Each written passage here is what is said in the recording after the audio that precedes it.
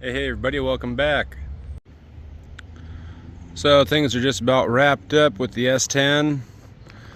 Got her pretty close to matching besides the white paint on the roof. Been driving it, driving good.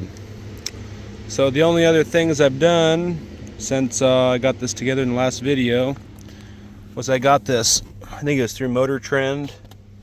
It was a one-piece floor mat, but with this truck being so narrow I had to cut it up into three. But with the cup holders right here, I wanted something right here to be able to catch if there's any spills, you know what I mean, so it doesn't ruin the carpet. I got a 1-inch spacer there. Had to the bolt holes ended up lining up going all the way through to the factory hub adapter for the Oldsmobile. I did have to drill and tap some holes. There's like 3 tabs for the horn contact, so I had to drill and tap those and make an extension for the horn contact to be able to touch. But other than that, a hell of a lot nicer not being right up against the turn signal. And then put a chrome shift arm in. This is out of a 94 and earlier S10. And then got this out of the stash, an old wooden Chevrolet vintage shift knob like I have in my Bug, and I stained it black and then sanded it down with not emery cloth, steel wool, and then just used some rubbing compound and some wax to give it a little bit of shine. But another little added piece. I got another one of these knobs somewhere to put in the 67. So that way that's matching, but now they both have the same stick. So that's cool. So far the mic there is working okay, if it'll focus. I've had a few phone calls and that's been great. Stereo's working awesome, the amp's awesome. You can tell the speakers are cheaper, you know, but for the money it's better than the 2 that were working before. Now I got 6 and it cranks, and the sub works awesome, the old bazooka. I ended up switching back tires. This one was on the driver's side. So now I got that sucker to burn down, make those even before the locker goes in. So I'll show you what we're up to now that this thing's done. Making some progress, going in the right direction. It's time to get back to the Bug. How exciting. That'd be nice if I get it done this year, but no rush, you know, you gotta take your time on these things. So I cleaned up around the Bug. Down here I need to do some cleaning. You might be able to tell there's like oil residue crap. Yeah, that's all beat to shit. That was for me being in a rush getting that tranny raise in. Anyways, I'm gonna clean up this stuff, get it all prepped for welding. I don't want anything to catch on fire, so there's not like a way for me to roll this out of the garage if it does. Luckily I have a fire extinguisher, but I'll get that cleaned up, weld that new front trans mount in, weld this piece back onto the torsion housing, because this is for that that lower piece that comes up, which you guys will be seeing in another video.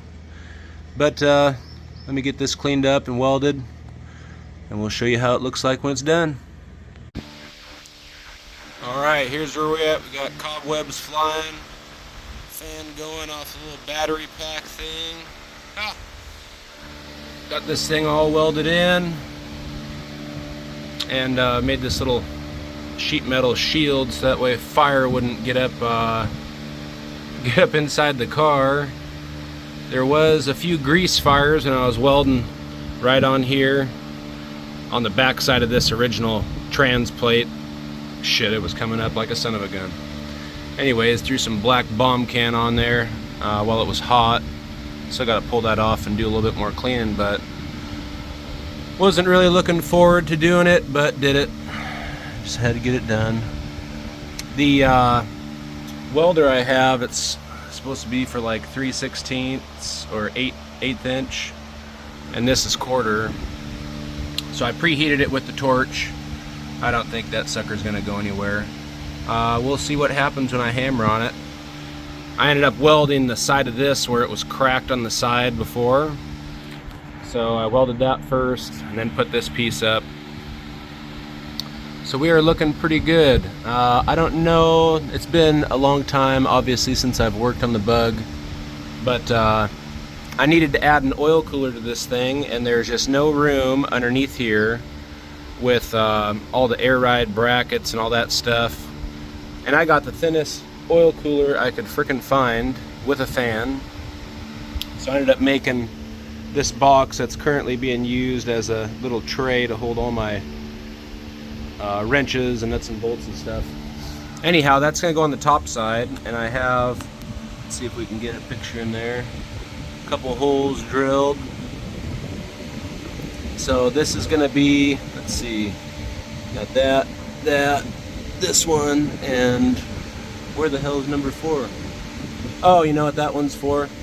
That's for the start of the hole. So we got a hole here, another hole there, another hole there. That's gonna mount the fan and oil cooler. That hole right there is gonna be the start. I'm gonna be drilling or cutting a circle in this, and the fan is gonna protrude down, and then the oil lines will end up coming up through here into that tray. I'll put some pictures in here.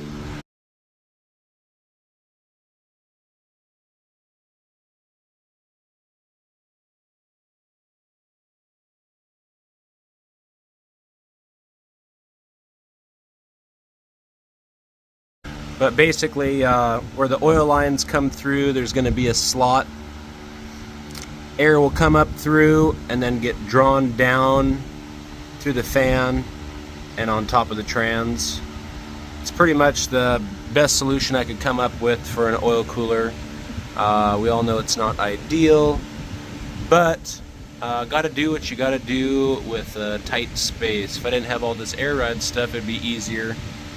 But I even thought about mounting it up here, but that ain't gonna happen, no way. I gotta clean this, obviously, nasty.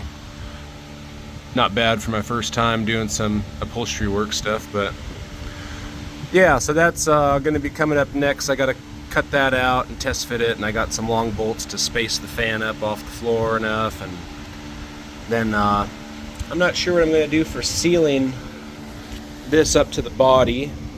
I ended up making this box just out of some sheet metal, did all the flanges to it, and bent it up, and should be a pretty sweet little housing for the fan.